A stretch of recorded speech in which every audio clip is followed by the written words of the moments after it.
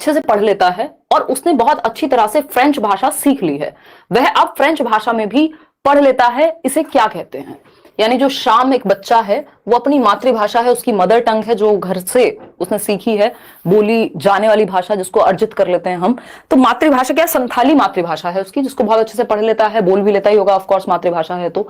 और उसने बहुत अच्छी तरह से फ्रेंच भाषा सीख ली है और फ्रेंच भाषा भी उसने सीख ली, वह अब फ्रेंच भाषा में भी पढ़ लेता है, इसको क्या कहेंगे? यानी पहले से एक भाषा आती थी, दूसरी भाषा सीख ली, क्या है ये आपके नजरिए में? जहीर खान कह रहे हैं मैंने आज से पढ़ना शुरू किया है, कितना पढ़ना होगा और क्या पढ़ना होगा जिससे मेरा एग्जाम निकल जाए? जहीर, जो नोट्स आपको दिए जा रहे हैं अलग अलग सब्जेक्ट के, वो पढ़ने हैं, प्रीवियस ईयर जितना कर सको, चाहे चैनल के माध्यम से, जो भी रात को यूट्यूब पे हम 9 बजे कर रहे हैं वो जरूर देखिए। मैराथन सभी होंगी अलग अलग सब्जेक्ट की, तो वो सब देखनी है, बस इतना कर लो। वो नोट्स तो मल्टीपल टाइम्स, मतलब ऐसा होगा आपकी लाइन बाय लाइन क्वेश्चंस फंस रहे होंगे। मैं बहुत आत्मविश्वास से कह सकती हूँ, because of experience and that conviction, क्योंकि मुझे पता है उस पर काम कितना हुआ है। अदरवाइज तो उसी को अगर 200 पेज बना दिया जाता तो वो 200 पेज में से 20 क्वेश्चन आना और 10 पेज में से 25 क्वेश्चन आना बहुत बड़ी बात होती है। आई एम फ्रॉम पटना, आपके फ्री नोट्स के को कुछ शॉपकीपर प्रिंट करवा के सेल कर रहे हैं। राहुल कुमार, इस तरह की चीजें, अब ठीक है उनका भी घर चल जाएगा, अब यही कह सकती हूँ मैं, अब क्या ही कहूँ इस चीज पे, कौन इतना समय लगाए। बस आप लोगों को जागरूक होना है कि उस चीज को एटलीस्ट खरीदो मत जाके, जब आपको पता है वो फ्री में मिल रहे हैं तो, ठीक है ना। तो बहुत सारे लोग, ठीक है, मतलब इससे एजुकेशन का स्तर बेहतर हो रहा है कहीं ना कहीं, चाहे जैसे भी है, अब बाद में बात करेंगे इस पे, आते हैं। अगर हम बात करें तो शाम एक बच्चा है जिसकी मदर टंग है संथाली और बहुत अच्छे से पढ़ लेता है और उसने बहुत अच्छी तरह से फ्रेंच भाषा सीख ली है, वह अब फ्रेंच भाषा में भी पढ़ लेता है। ये कौशल का अंतरण है, पठन अंतरण है, अधिगम अंतरण है या पठन युक्ति है? देखिएगा, पठन अंतरण इसलिए नहीं कहेंगे कि सिर्फ पढ़ने की बात नहीं हुई है। फ्रेंच सीख लिया इसका मतलब ये नहीं कि अब वो सिर्फ पढ़ लेता है, फ्रेंच का भी प्रयोग कर पाएगा। संथाली में ऐसा नहीं था कि सिर्फ पढ़ने की ही बात थी, भाषा तो उसको आती है ना, अपनी मातृभाषा तो बोलनी में आती होगी, तो सिर्फ पढ़ने के बारे में, ये सिर्फ पढ़ने का ट्रांसफर हुआ है ऐसा नहीं कह सकते। अंतरण का मतलब है ट्रांसफर।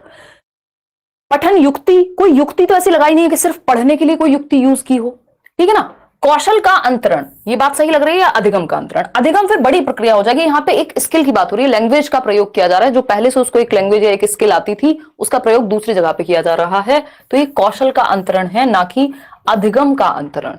ऐसा अगर ये अधिगम का अंतरण भी कहते तो उसको 200% गलत नहीं कह सकते थे हम, लेकिन ज्यादा बेहतर ऑप्शन इन्होंने कौशल का अंतरण समझा, जो कि है भी, क्योंकि एक पर्टिकुलर स्किल की बात हो रही है यहाँ पे, कि लैंग्वेज सीखने में भी लैंग्वेज स्किल्स को आप, ये क्या है, पढ़ना बोलना सुनना लिखना क्या है, ये सूबो पाली आपने नोट्स में भी देखा होगा, ये स्किल्स ही तो है। तो भाषा कौशल सीखा जा रहा है, अधिगम किसी एक कार्य की बात होगी, ठीक है। सूबो पाली क्रम इनका यही है, बट यही क्रम होता है ये कहना गलत होगा।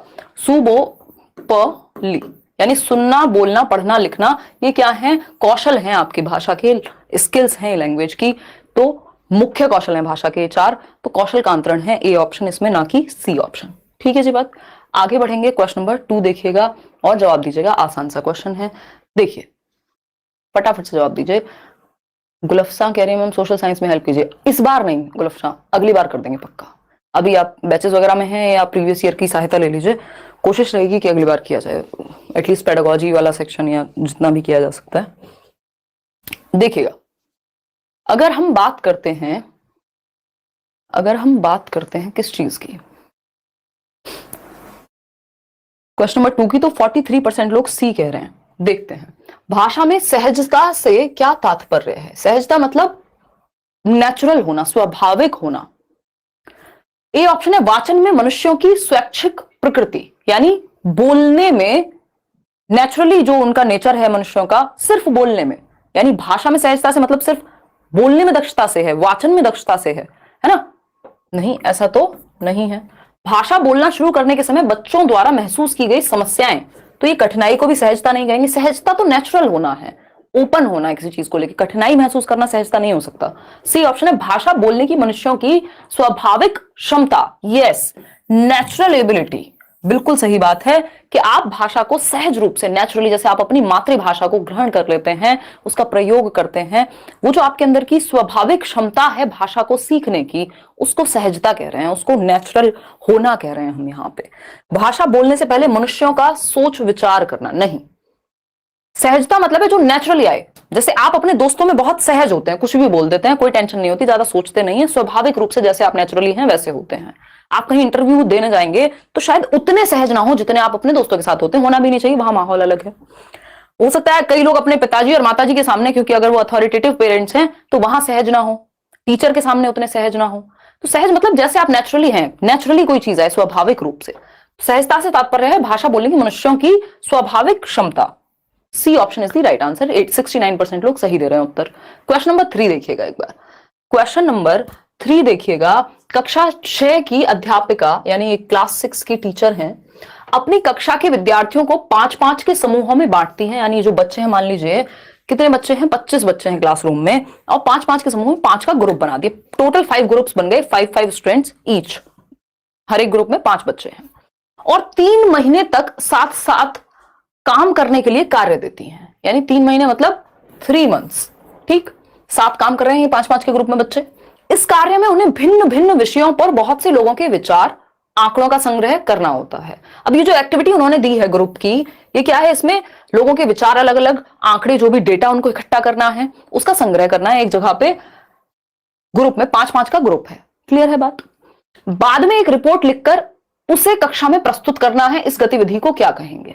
और जब ये काम हो जाए 3 महीने में कि आपने डेटा इकट्ठा कर लिया 5-5 के ग्रुप में जा करके लोगों से मिल करके, और उसके बाद आप एक रिपोर्ट लिख रहे हैं कि कंक्लूजन क्या हुआ, कि मान लीजिए किसी इलाके में मच्छर हैं, जनसंख्या के बारे में बात हो रही है, पॉल्यूशन के बारे में बात हो रही है, बच्चों को ग्रुप टास्क दिया गया है। ये यहां हम क्लियरली देख सकते हैं कि समूह परियोजना है एक तरह से। तो प्रदत्त कार्य, ये कोई होमवर्क तो है नहीं, ये तो प्रॉपर एक एक्टिविटी बनाई गई है। परियोजना कार्य सत्र कार्य के किसी एक सत्र में होगा, पोर्टफोलियो आकलन बिल्कुल भी नहीं। ये क्या है, परियोजना कार्य या समूह कार्य, प्रोजेक्ट वर्क है ये। प्रोजेक्ट वर्क याद रखिएगा। प्रोजेक्ट मेथड किसने दिया था? जॉन डुई के शिष्य थे, कौन? WH. Kilpatrick, William heard Kilpatrick. परियोजना विधि किस पे आधारित है? प्रैग्मेटिज्म पर।